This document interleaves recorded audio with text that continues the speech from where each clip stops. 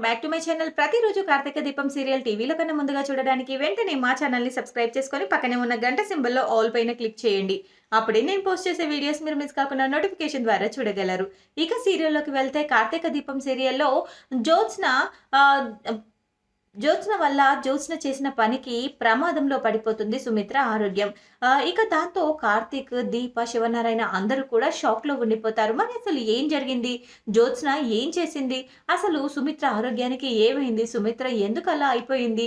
అనేది తెలియాలంటే ఈ వీడియోని చివరి వరకు స్కిప్ చేయకుండా చూడండి. అప్పుడే మీకు క్లియర్‌గా అర్థమవుతుంది. అలాగే ఈ వీడియోని ఇప్పటివరకు లైక్ చేయని వాళ్ళు ఇప్పుడే లైక్ చేసేయండి. ఇక సీరియల్‌లోకి వెళ్తే కార్తీక దీపం సీరియల్‌లో అసలు జ్యోత్స్న దీపక్ గురించి ఆలోచిస్తూ ఉంటుంది. దీప ఎలాగైనా ఆ పనికి రావాలని, బావని, దీపని ఒక ఆట ఆడుకోవాలని అంటూ చాలా రకాలుగా ప్రయత్నం అయితే చేస్తుంది. దీపను మళ్ళీ ఆ ఇంటికి తీసుకురావడానికి బాగా రెచ్చగొట్టే ప్రయత్నం తన వంతుగా తానైతే చేసేస్తుంది. ఆ తర్వాత ఏం చేయాలో అర్థం కాక కార్తీక్ అయితే చాలా బాధపడుతూ ఉంటాడు. అటు భార్యకు చెప్పలేక, ఇటు తల్లికి చెప్పుకోలేక నలిగిపోతూ ఉంటాడు. తల్లి బాధలో అర్థం ఉంది. భార్య ప్రేమలో కూడా అర్థం ఉంది. ఎందుకంటే కడుపుతో ఉన్న కూతురు తల్లిదండ్రులను చూడాలనుకుంటుందని, తల్లిదండ్రుల దగ్గర వాళ్ళ వాత్సల్యం పొందాలనుకుంటుందని, అలాగే తన తల్లిదండ్రులు ప్రమాదంలో, ఆపదలో ఉన్నారని, మృత్యువు ఏ రూపంలో ఎలా వస్తుంది, జ్యోత్స్న రూపంలోనో, పారిజాతం రూపంలోనో, వాళ్ళు చేసే ఏ కుట్రల రూపంలో వస్తుందో తెలియక కార్తీక్ తన భార్య బాధపడుతుందని భయపడుతూ ఉంటాడు. ఇక వాళ్ళ అమ్మ బాధకు వస్తే అదొక విషయం. ఎందుకంటే తనకు తల్లి చిన్న వయసులోనే దూరమైందని, ఆ తల్లి మళ్ళీ తన కోడలి కడుపులో రూపం పొందుకుంటుందని, ఒక ప్రాణం పోసుకుంటుందని తెలిసి పారిజాతం గురించి, జ్యోత్స్న గురించి తెలిసి మా అమ్మ నిన్ను అక్కడికి ఎలా పంపిస్తుంది? వాళ్ళు ఏం చేసినా కూడా ప్రతీదీ స్వార్థంతోనే చేస్తారు. వాళ్లకు మంచి జరుగుతుందంటే చాలు. అవతల వాళ్ళు ప్రాణాలతో ఉన్నారా, పోయారా అని కూడా ఆలోచించరు. అలాంటి స్వార్థపరుల దగ్గరికి పనికి నువ్వు వస్తానంటున్నావు. నేను ఇటు నీకు చెప్పుకోలేక, అటు వాళ్ళకి చెప్పలేక నలిగిపోతున్నాను అంటూ కార్తీక్ అయితే చాలా బాధపడుతూ ఉంటాడు. అయితే దీప మాత్రం మొండి పట్టుదలగా అలాగే ఉంటుంది. కాంచన ఎంత చెప్పినా కూడా వినదు. ఇక తర్వాత దీప ఇక్కడికి రావాలి, నా దగ్గరికి రావాలి అంటే రోజు రోజుకి ఇక సుమిత్ర ఆరోగ్యం క్షీణించాలి అని గట్టిగానే అనుకుంటుంది జ్యోత్స్న.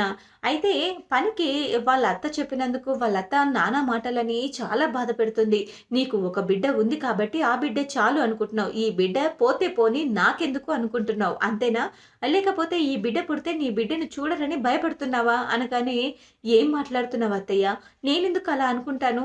ఒక బిడ్డ ఉందని నేను నా బిడ్డను కాదని ఎందుకు అనుకుంటాను? ఏ బిడ్డైనా ఈ ప్రేమకు ప్రతిరూపమే. అలాగే మీరు ఏదైనా చేయాలనుకుంటున్నారా? మీరసలు ఇలా చేయడం కరెక్ట్ కాదు కదా! అయినా నేనేం చేశానని అసలు ఈ బిడ్డను నేను వద్దనుకున్నానని మీతో చెప్పానా? నాకు ఈ బిడ్డ కావాలి. అలా అని నేను ఆ ఇంటికి వెళ్ళకుండా ఉండలేను అనగానే, ఆ ఇంటికి వెళ్ళాల్సిన అవసరం ఏముంది? నాతో మర్యాదగా చెప్తావా లేదా అంటూ కాంచనైతే గట్టిగా నిలదీస్తుంది. ఇక దాంతో నిజం చెప్పలేక, తన మాటని ఎదురించలేక, తన భర్త కూడా చేతులెత్తేసేసరికి ఏం చేయాలో అర్థం కాక నిస్సహాయంగా ఇంట్లోనే ఉండిపోతుంది. అయితే పనికి కార్తీక్ ఒక్కడే వెళ్ళడంతో, "ఏంటి మీ భార్య రాలేదా? వస్తానని ప్రగల్భాలు పలికింది కదా! నా బాబాయ్ ఎక్కడుంటే నేను అక్కడే ఉంటానని చాలా మాటలు చెప్పింది. ఇప్పుడెందుకు రాలేదు? అంటే మీ మధ్య అప్పుడే కోపం పెరిగిపోయిందా? ప్రేమ తగ్గిపోయిందా?" అంటూ కావాలనే కార్తీక్‌ని రెచ్చగొట్టేలాగా మాట్లాడుతుంది. ఇక కార్తీక్‌ని రెచ్చగొట్టేలాగా మాట్లాడినా కూడా కార్తీక్‌ని రెచ్చగొట్టేలాగా మాట్లాడుతుంది జ్యోత్స్న. అలా మాట్లాడినా కూడా ఏమీ అనకుండా సైలెంట్‌గా, మౌనంగా ఉంటూనే కార్తీక్ అయితే "నేను చూడు జ్యోత్స్న, ఎవరికి ఎప్పుడు ఎలా సమాధానం చెప్పాలో నాకు బాగా తెలుసు. అప్పుడు అలాగే సమాధానం చెప్తాను. కానీ ఇప్పుడు నీకు అనవసరంగా నాతో మాట్లాడి టైం వేస్ట్ చేసుకోకు. నేను ఇక్కడి నుంచి వెళ్ళాలి. నాకు చాలా పనులున్నాయి" అనగానే, అవునులే. ఏం పని? పెళ్ళాం కొంగు పట్టుకొని తిరగడమే కదా నీ పని.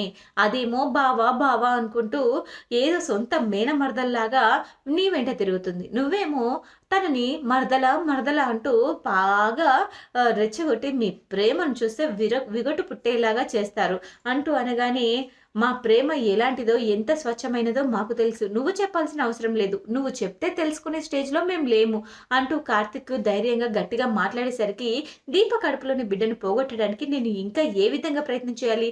ఎటువైపు నుంచి లాక్కు రావాలి? దీప మళ్ళీ ఇంట్లోకి అడుగుపెట్టాలి. దీప కడుపు పోవాలి. దాని తర్వాత నేను చెప్పినా కూడా వినకుండా వెళ్ళావని కాంచనత్త దాన్ని తిట్టాలి. దీప కడుపులోని బిడ్డ భూమి మీదకి రావద్దు.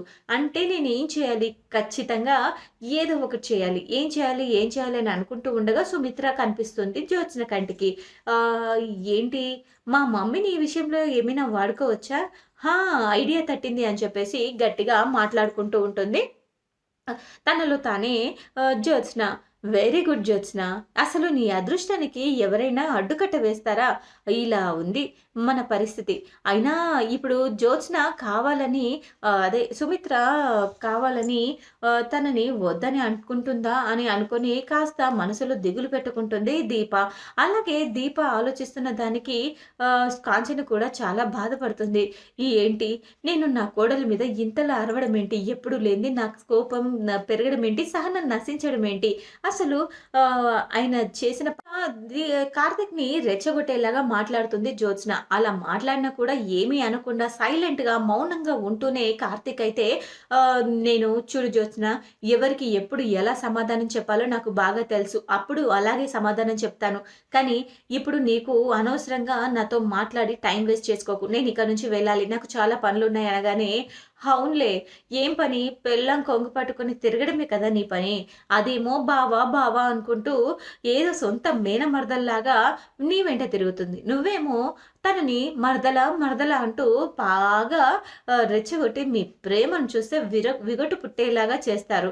అంటూ అనగానే మా ప్రేమ ఎలాంటిదో, ఎంత స్వచ్ఛమైనదో మాకు తెలుసు. నువ్వు చెప్పాల్సిన అవసరం లేదు. నువ్వు చెప్తే తెలుసుకునే స్టేజ్‌లో మేము లేము అంటూ కార్తిక్ ధైర్యంగా గట్టిగా మాట్లాడేసరికి దీప కడుపులోని బిడ్డను పోగొట్టడానికి నేను ఇంకా ఏ విధంగా ప్రయత్నం చేయాలి? ఎటువైపు నుంచి లాక్కు రావాలి? దీప మళ్ళీ ఇంట్లోకి అడుగుపెట్టాలి. దీప కడుపు పోవాలి. దాని తర్వాత నేను చెప్పినా కూడా వినకుండా వెళ్ళావని కాంచనత్త దాన్ని తిట్టాలి. దీప కడుపులోని బిడ్డ భూమి మీదకి రావద్దు. అంటే నేనేం చేయాలి? ఖచ్చితంగా ఏదో ఒకటి చేయాలి. ఏం చేయాలి? ఏం చేయాలి? అని అనుకుంటూ ఉండగా సుమిత్ర కనిపిస్తుంది జ్యోత్స్న కంటికి. ఏంటి మా మమ్మీని ఈ విషయంలో ఏమైనా వాడుకోవచ్చా? హా! ఐడియా తట్టింది అని చెప్పేసి గట్టిగా మాట్లాడుకుంటూ ఉంటుంది. తనలో తానే జ్యోత్స్న వెరీ గుడ్ జ్యోత్స్న. అసలు నీ అదృష్టానికి ఎవరైనా అడ్డుకట్ట వేస్తారా? ఇలా ఉంది మన పరిస్థితి. అయినా ఇప్పుడు జ్యోత్స్న కావాలని అదే సుమిత్ర కావాలని తనని వద్దని అనుకుంటుందా అని అనుకోని కాస్త మనసులో దిగులు పెట్టుకుంటుంది దీప. అలాగే దీప ఆలోచిస్తున్న దానికి కాంచన కూడా చాలా బాధపడుతుంది. ఏంటి నేను నా కోడలి మీద ఇంతలా అరవడం ఏంటి? ఎప్పుడు లేనిది నాకు కోపం పెరగడం ఏంటి? సహనం నశించడం ఏంటి? అసలు ఆయన చేసిన చూడు మరదలా, నువ్వు నా మరదల్ని చాలా మిస్ అవుతున్నట్టున్నావు. నువ్వేం కంగారు పడకు. పుట్టబోయే బిడ్డని తీసుకొని తను తొందరగానే వచ్చేస్తుంది. ఆ బిడ్డని చూసిన తర్వాత ఆ బిడ్డతోనే నీ రాత కూడా మార్చేస్తాను. అప్పుడు ఏం చేస్తావో నీకు తెలుసు కదా! ఏం జరుగుతుంది? చేసిన తప్పులన్నీ నువ్వు ఒప్పుకోక తప్పదు అంటూ అనగానే, నేనేం తప్పులు చేశాను? అంటూ జ్యోత్స్న అంటుంది. అంటే నువ్వేం తప్పులు చేయలేదంటావు. నీకు ఏ పాపం తెలీదంటావు. అంతేనా? అనగానే ఏంటి బావా? ఏంటి? నేను చేసిన తప్పులేంటి? నువ్విప్పుడు ఏం చేయాలనుకుంటున్నావు? ఎలా నన్ను బెదిరించాలనుకుంటున్నావు? చూడు బావా! నువ్వు ఏం చేసినా నేను బెదిరిపోను. నాకు ఉన్న లిమిట్స్ ఏంటో నాకు తెలుసు. అయినా నువ్వు దీపను ఎందుకు ఇక్కడికి రానివ్వట్లేదో కూడా నాకు తెలుసు. ఎందుకంటే నీకు భయం. నేను నీ పెళ్ళాన్ని ఏం చేస్తాను అని భయపడిపోతున్నావు అనగానే, నా భార్యకి ఎటువంటి భయం లేదు. నాకు ఎటువంటి భయం లేదు. కానీ నా ఇంట్లో వాళ్ళకి నువ్వు చేస్తున్న దారుణాలు తెలియక వాళ్ళు నిన్ను చూసి నీ గ్రాండ్‌ని చూసి డౌటే లేదు. బావకి నిజం తెలిసిపోయి ఉంటుంది. అందుకే బావ ఇలా చేస్తున్నాడు. లేకపోతే బావ ఎందుకింత కాన్ఫిడెంట్‌గా చెప్తాడు? ఈ పుట్టబోయే బిడ్డ అంటూ ఈ ఇంటికి వస్తుంది అంటూ ఎందుకు ఇలా మాట్లాడుతున్నాడు? ఖచ్చితంగా ఏదో జరిగింది. నేను ఖచ్చితంగా ఏదో ఒకటి చేయకపోతే ఇప్పుడు చాలా కష్టమవుతుంది. దీపను నేను ఈ ఇంటికి రప్పించాలి. దీపను నేను ఈ ఇంటికి రప్పించాలి అంటే ఈ ఇంట్లో ఎవరికో ఒకరికి ఆరోగ్యం బాగుండకూడదు. ఆరోగ్యం బాగుండకూడదు అంటే ఖచ్చితంగా నేను ఏదో ఒకటి చెయ్యాలి. అంటూ డాక్టర్‌ని కన్సల్ట్ అయ్యి జ్యోత్స్న సుమిత్ర విషయంలో ఒక షాకింగ్ నిర్ణయం అయితే తీసుకుంటుంది. అదేంటి అంటే డాక్టర్‌ని కలిసి మెల్లిగా జ్యోత్స్న స తన ప తల్లి అయిన సుమిత్ర మెల్లమెల్లగా విషం నూరిపోయాలి అనుకుంటుంది.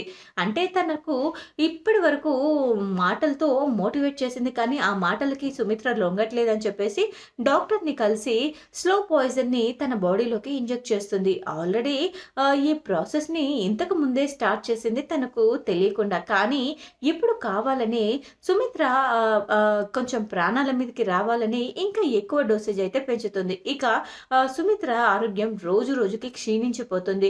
తనైతే చాలా నీరసంగా అయిపోతుంది. ఇప్పటికే చాలా నీరసంగా అయిపోయిందని వాళ్ళ డాక్టర్ ఎంత చెప్పినా కూడా, అంటే తన డాక్టర్ ఫ్రెండ్ ఎంత చెప్పినా కూడా వినకుండా, నాకేమైంది నేను బాగానే ఉన్నాను, జస్ట్ నీరసం అంతే, ఈ నీరసం అనేది ఎప్పుడూ ఉండేది, ఒక ఏజ్ వచ్చిన తర్వాత ఎవరికైనా ఈ నీరసం అనేది కామనే కదా అంటూ ఇక సుమిత్ర అయితే దాన్ని జస్ట్ నెగ్లెక్ట్ చేస్తుంది. జస్ట్ నొప్పే కదా, నాకేం కాలేదు, బాగానే ఉన్నాను అని చెప్పేసి తనైతే అలా కవర్ చేసేస్తుంది. కానీ అసలు నిజం తనకు తెలియదు కాబట్టి తన శరీరంలో ఎలాంటి మార్పులు వస్తున్నాయి అనేది తను గమనించలేకపోతుంది. అందుకోసమే తను స్లో పాయిజన్‌ని రోజు తన బాడీలోకి ఇంజెక్ట్ చేసినా కూడా ఆ విషయం అనేది సుమిత్ర నిజంగా అంటే రోజు రోజుకి క్షీణించిపోతే ఆ తర్వాత దీప ఇక్కడికి ఖచ్చితంగా వస్తుంది. ఈ రోజుతో సుమిత్ర కళ్ళు తిరిగి పడిపోవడం ఖాయం. అలాగే ఆరోగ్యము క్షీణించడం ఖాయం. ఆ తర్వాత టెస్టులవి చేస్తూ ఉంటారు. ఆ టెస్టులు చేసిన వాళ్ళని మేనేజ్ చేసేసి దీపం మీద బెంగ పెట్టుకున్నందుకే తనకు ఇలా అయిందని, ఇది బెంగ వల్ల వచ్చిన దోషం అని చెప్పేసి తనైతే చాలా అందరిని నమ్మించాలని గట్టిగా అనుకుంటుంది. ఇక దీప వాళ్ళ తల్లిదండ్రుల కోసమే ఆలోచిస్తుంది. ఏంటిది అత్తయ్య ఎందుకు ఇలా చేసింది? మా అమ్మ నాన్నల దగ్గరికి వెళ్ళకుండా చేసింది. మా అమ్మ నాన్నల్ని ఇప్పుడు నేను కళ్ళారా చూసుకోలేను. కానీ మా అమ్మ నాన్నలకి ఎప్పుడు ఈ ఆపద ఏ సమయంలో ఏ విధంగా వస్తుందో అర్థం కావట్లేదు. అది జ్యోత్స్న చేస్తుందా లేక ప్రకృతి చేస్తుందా అనేది నాకేమీ అర్థం కావట్లేదు. కానీ మా అమ్మ నాన్నకి ఏమీ కాకూడదు. తాతయ్య కూడా చాలా సంతోషంగా ఉండాలి. అందరూ సంతోషంగా ఉండాలి అని చెప్పేసి దీప అయితే మొక్కుకుంటుంది. ఆ తర్వాత తను మొక్కుకుంటున్న కొద్దిసేపటికే ఇంట్లో దీపం కొండెక్కిపోతుంది. ఇక దాంతో దీప చాలా బాధపడుతుంది. ఏంటిది, నేను ఇంత మంచిగా కోరుకుంటే ఎందుకు అలా దేవుడి దీపం కొండెక్కింది? నాకేం అర్థం కావట్లేదు. ఏం చేయాలి? ఏం చేసి నేను మా అమ్మ నాన్నల్ని కాపాడుకోవాలి అని అనుకుంటూ ఉండగానే అంతలోనే కార్తీక్ ఫోన్ చేస్తాడు. ఇక కార్తీక్ ఫోన్ చేసి దీప నువ్వు వెంటనే హాస్పిటల్‌కి రా అనగానే, ఏంటి బావ ఏమైంది? నీకేమైనా అయిందా? అసలు ఏమైంది బావ? ఎందుకు హాస్పిటల్‌కి రావాలి? అంటూ దీప అయితే అడుగుతుంది. నువ్వు ముందు రా చెప్తాను అనగానే ఇక వాళ్ళ అమ్మని తీసుకొని రావాలని అనుకుంటూ ఉంటుంది. అయితే కార్తీక్ వాళ్ళ అమ్మని, అలాగే అనసూయని కూడా వెంట పెట్టుకొని రావాలనుకుంటుంది. కానీ కార్తీక్ అసలు మ్యాటర్ చెప్పకపోవడంతో ఏంటో అని కంగారుగా హాస్పిటల్‌కి అయితే వచ్చేస్తుంది.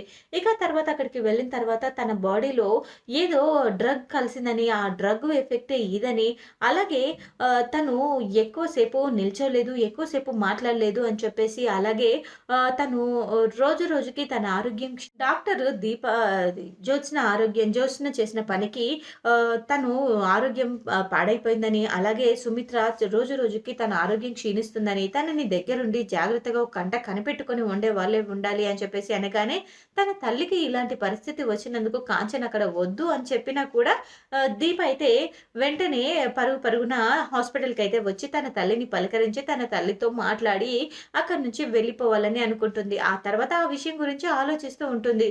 అయితే దీప చేసిన పనికి మా అమ్మ అలా హాస్పిటల్ పాలైంది బావ. నువ్వు ఏదో ఒకటి చెప్పాలి బావ. లేకపోతే మా అమ్మని ఇద్దరు కలిసి బ్రతకనివ్వరు బావ అంటూ చెప్పేస్తుంది దీప. ఇక తర్వాత జ్యోత్స్న ఆగడాలకి చెక్ పెట్టాలి అంటే నువ్వు అక్కడికి రావాల్సిందే అంటూ అనగానే ఇక కాంచనకి ఫోన్ చేసి రెచ్చగొడుతుంది జ్యోత్స్న. ఏంటి, నీ కొడుకు నీ కోడల్ని పంపిస్తావా లేక నీ కొంగున ముడేసుకుంటావా? నీ కొడుకు కోడలు నీ దగ్గరే ఉండాలనుకుంటున్నావా?